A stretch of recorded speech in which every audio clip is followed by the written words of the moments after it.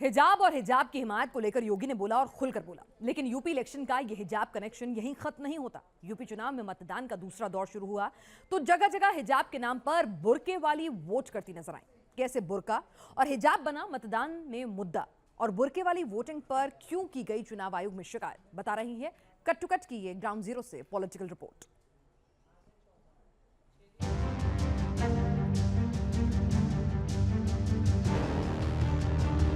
भी हटाने को नहीं गए, कुछ भी नहीं, बस आधार देख के और पर्ची का नंबर देख के उठा। हिजाब हटाने को नहीं बोला। बिजनौर, सहारनपुर, बरेली, शाहजहांपुर दूसरे चरण के मतदान में ऐसी कई सीटें सामने आई जहां मुस्लिम महिलाएं बुर्का पहनकर वोट डालने पहुंची थी, लेकिन उनके लिए वोटिंग के वक्त बुर्का सिर्फ पहनावा नहीं था बल्कि हिजाब के मुद्दे की हिमायत का प्रतीक था। बरेली में हम लोग इस समय आज़ाद इंटर कॉलेज में मौजूद हैं। बम्पर वोटिंग यहाँ पर हो रही है, मुस्लिम महिलाओं के बीच हम लोग इस समय मौजूद हैं और वो मुद्दा जो इस समय सबसे ज़्यादा सुर्खियाँ बटोर रहा है उस मुद्दे को हम लोग यहाँ पर बातचीत करते हैं। बताइए, जो हिजाब का मुद्दा है, बुर्के का मुद्दा है, पूरे मुल्क में, पूरे देश में चर्चा हो रही है। इस मुद्दे ये मुद्दा है आप लोगों के बीच वोटिंग का? नहीं, हमारा ये मुद्दा नहीं है, वो तो हमारा राइट्स है। हमें जैसे मतलब और धर्म सब हमारे लिए एक ही बराबर है। हम लोग चाहें हमारा हिजाब हम लोग पहनेंगे ना, उन लोग को क्या प्रॉब्लम है? जहन में कहीं ना कहीं ये मुद्दा है कि ऐसी सरकार चुनी जाए जो हमारे इन मुद्दों में दखलंदाजी। जी बिल्कुल, जी बिल्कुल, ऐसी सरकार होनी चाहिए जो हमारी किसी चीज में इंटरफेयर नहीं करे, जो प्रॉब्लम नहीं आगे चल के। कॉलेज में बुर्का ओढ़ के जब जाना चाह रही है तो वो तो जब इसलिए रोका जाएगा तो फिर कैसे पढ़ेंगी लड़की है। हिजाब का मुद्दा उठा कर्नाटक से मांग थी स्कूल कॉलेज में क्लास के अंदर हिजाब पहनने की, लेकिन गूंज सुनाई दी यूपी में और क्लास में हिजाब की इजाजत मानो बन गया पॉलिटिकल कैंपेन, जिसे ओवैसी जैसे नेता भी हवा देते नजर आए थे। शायद मैं जिंदा नहीं रहूंगा, तुम देखना एक दिन इस देश की प्रधानमंत्री एक बच्ची हिजाब पहन के प्रधानमंत्री बनेगी। नेता बोले और वोटर पर असर ना हो, ऐसा हो नहीं सकता, तो फर्क भी नजर आया। विकास, अपराध, रोजगार मानो पीछे छूट गया था और मुस्लिम समुदाय के वोट का एपिसेंटर लगा मानो हिजाब बन गया था।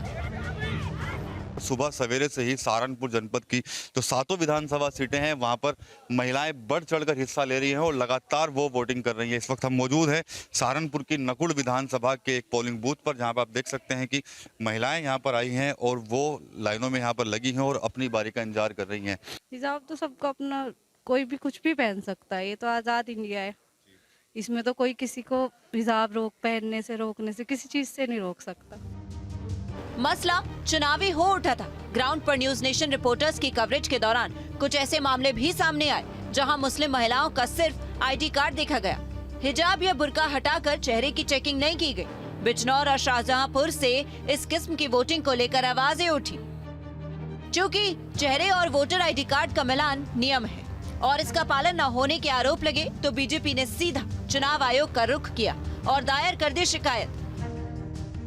ये पहला ही स्टेप अगर जहाँ पे है, और यहाँ शाहजहांपुर में एक दो अधिकारी ऐसे हैं जो सपा के एजेंट के रूप में काम कर रहे हैं। उनकी तो खबर ली जाएगी, लेकिन वो आदर्श आचार संहिता का खुला उल्लंघन कर रहे हैं। ऐसे अधिकारियों कर्मचारियों के खिलाफ तत्काल अभी हमने लिखा है और तुरंत अभी जिलाधिकारी को फोन किया है कि तुरंत इसका संज्ञान लें। यूपी के चुनावी मौसम का पारा हिजाब के मुद्दे से हाई हो रहा था, लेकिन जहां से इस विवाद को पैदा किया गया यानी कर्नाटक, वहां जज्बात और हालात दोनों स्थिर नजर आए। उडीपी में पहले की ही तरह मुस्लिम छात्राएं हिजाब पहनकर आईं, लेकिन क्लास में घुसने से पहले उन्होंने हिजाब उतार दिया। ऐसी ही तस्वीरें शिवमोगा से भी सामने आई, जहां क्लास में हिजाब की जिद को कोर्ट के फैसले के इंतजार तक शायद रोक दिया गया। हालांकि मंडिया, जहां अल्लाहू अकबर कहने वाली मुस्कान वायरल हो गई थी, वहां हिजाब को लेकर स्कूल प्रशासन और छात्राओं के बीच तनातनी नजर आई। कर्नाटक में हिजाब के मसले पर भले ही शांति और स्थिरता आ गई हो, लेकिन यूपी चुनाव में हिजाब का मुद्दा बनना और देश के दूसरे हिस्सों में हिजाब को लेकर प्रदर्शन का बढ़ना डायरेक्ट सिग्नल है कि हिजाब पर यह विवाद जल्द थमने वाला नहीं है। Team news nation.